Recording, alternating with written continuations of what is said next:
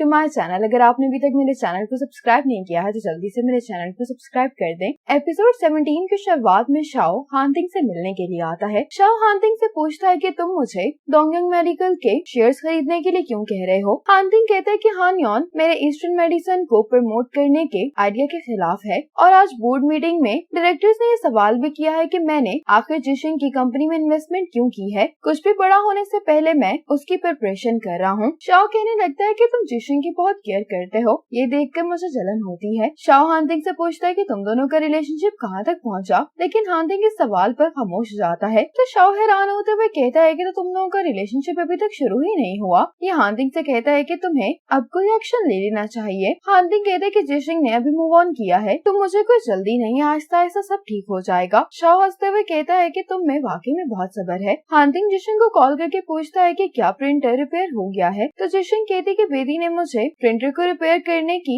Guided video भेज दी है। Lily और जाओ पीछे गए हैं। नैनो टेक्नोलॉजी हमें अपना प्रिंटर देने के लिए तैयार है, तो वो लोग प्रिंट निकलवा कर सुबह तक आ जाएंगे। हानतिंग कहते हैं कि तुम कहाँ पर हो। जिशिंग कहती है कि मैं कंपनी में हूँ। अब जाओ भागते हुए जिशिंग और शाह के पास आता है और बताने लगता है कि जो स्टार्टअप प्रॉब्लम थी ना वो सॉल्व हो गई है, अब हम सैंपल्स प्रिंट कर सकते हैं। ये सुनकर शाह कहती है कि मुझे मालूम था कि तुम ये काम कर सकते हो। इसके साथ ही तेंग सोंग हानतिंग के साथ यहाँ पर आ जाता है। तेंग सोंग कहता है कि मिस्टर हान आप सब लोगों के लिए डिनर लेकर आए हैं। ये देखकर जिशिंग को बहुत खुशी होती है। हानतिंग जिशिंग से कहता है कि ये तुम्हारा खाना है। जिशिंग हानतिंग को इसके लिए थैंक्स बोलती है। हानतिंग जिशिंग से पूछता है कि क्या तुमने प्रिंटर बोरो नहीं कर लिया। जिशिंग कहती है कि हाँ, लेकिन मैं इस प्रिंटर को भी ठीक करना चाहती थी। हानतिंग कहता है कि शिंगशन टेक्नोलॉजी की बॉस अपने एम्प्लॉयज के साथ लैब में इतनी रात को प्रिंटर ठीक कर रही है, अगर ये खबर बाहर निकली तो तुम्हारी इमेज पर फर्क पड़ सकता है। जिशिंग कहती है कि मुझे तो ऐसा नहीं लगता, मुझे लगता है कि अगर कंपनी में क्राइसिस चल रहे हो तो बॉस को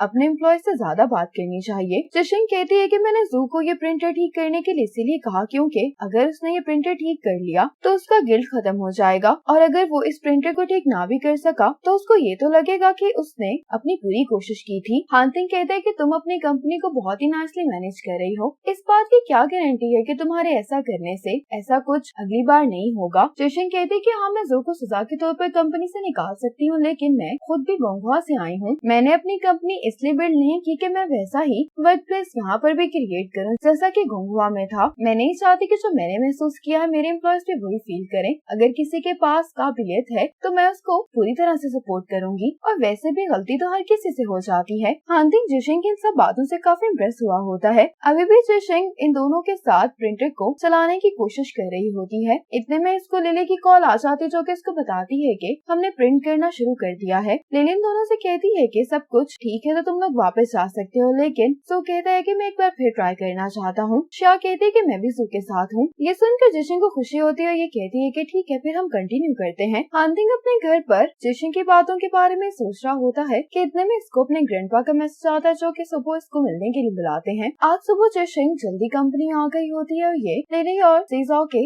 आने का इंतजार कर रही होती है। अब हानतिंग ग्रैंडपा से मिलने के लिए आ जाता है। ग्रैंडपा हानतिंग को क्रिटिसाइज कर रहे होते हैं कि ये जिशिंग की कंपनी की कुछ ज्यादा ही फेवर कर रहा है। ग्रैंडपा इसको गुस्से में कहते हैं कि जिशिंग की मैनेजिंग स्किल्स बिल्कुल भी अच्छी नहीं है, इसलिए तुम्हें उसकी कंपनी में एक प्रोफेशनल मैनेजर को इंट्रोड्यूस करवाना चाहिए। हानतिंग कहता है कि मेरे ऐसा करने से जो जिशिंग की टीम है वो तो साइड पर हो जाएगी, तो मेरे भला फिर जिशिंग की कंपनी में इन्वेस्टमेंट करने का क्या फायदा होगा। ग्रैंडपा कहते हैं कि इस गलती की वजह से साफ दिखाई दे रहा है कि तुम्हारी इन्वेस्टमेंट वैसे ही जाया हो गई है। हानतिंग ग्रैंडपा से कहता है कि आप 5 बजे का इंतजार करें क्योंकि तब तक रिजल्ट सामने आ जाएगा। ग्रैंडपा कहते हैं कि अगर शिंगचन अपना काम करने में नाकाम हो गई तो डोंगयंग अपनी इन्वेस्टमेंट शिंगचन से निकाल लेगा, या फिर तुम्हें अपनी कजन के सजेशन को मान लेना चाहिए। ये कहकर गुस्से से ग्रैंडपा यहाँ से चले जाते हैं। अब लिली जिशिंग को कॉल करती है कि एयर ट्रैफिक कंट्रोल की वजह से हमारी फ्लाइट डिले हो गई है और मुझे नहीं मालूम कि हम कब पहुँचेंगे। ये सुनकर जिशिंग का प्रेशर और ज्यादा बढ़ जाता है। अब ये न्यूज सुनकर शिंग कहता है कि अब हम क्या करने वाले हैं। जिशिंग कहती है कि अब सिर्फ मैं हमारे प्रिंटर पर ही रिलाई कर सकती हूँ। अब हानतिंग हानयोन के पास आ जाता है। ये एक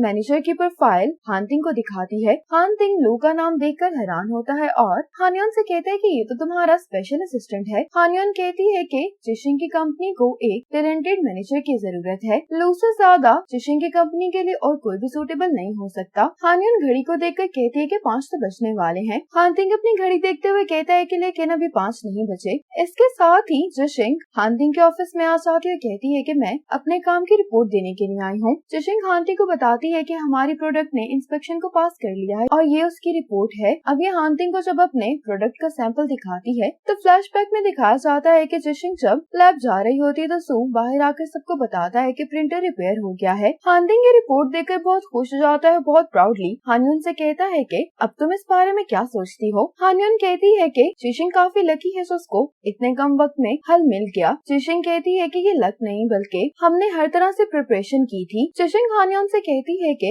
इस इंसिडेंट के बाद मैं आपको यकीन दिलाती हूँ कि दोबारा ऐसा कभी कुछ नहीं होगा। हान्युन कहती है कि तुम इतनी कॉन्फिडेंट कैसे हो, लक ने तुम्हें इस दफा तो बचा लिया है। हांटिंग हान्युन की बात काटते हुए तेंगसोंग को बुलाता है। हांटिंग तेंगसोंग को डिक्लेरेशन फॉर्म लाने के लिए कहता है। हांटिंग जिशिंग से कहता है कि सेकंड फेज की आधी इन्वेस्टमेंट मैं तुम्हें दे चुका हूँ और बाकी आधी की मैं तुम्हें अब दूंगा। ये देखकर हान्युन पैनिक कर जाती है और हांटिंग से कहती है कि डायरेक्टर्स पहले ही तुम्हारी इन्वेस्टमेंट पर सवाल उठा रहे हैं, इसलिए साइन करने से पहले तुम्हें उन रूल्स के बारे में सोच लेना चाहिए जो तुमने खुद ही कंपनी में इंट्रोड्यूस करवाया। लेकिन हांटिंग इसकी बात को इग्नोर करते हुए साइन कर देता है। हांटिंग ये फाइल तेंगसोंग को देते हुए कहता है कि ये पैसे जरूर अप्रूव होने चाहिए। जिशिंग हांटिंग से कहती है कि तुम फिक्र नहीं करो, मैं तुम्हें डिसअपॉइंट नहीं करूंगी और बहुत मेहनत करूंगी। हांटिंग हान्युन को ये फाइल वापस करते हुए कहता है कि मैं ऐसा कभी नहीं करूंगा। हान्युन गुस्से में ये फाइल पकड़ते हुए यहाँ से चली जाती है। जिशिंग हांटिंग को सॉरी करती है कि मेरी वजह से तुम्हें भी बहुत मुश्किल का सामना करना पड़ा है। हांटिंग जिशिंग को बताता है कि एक दूसरे शहर में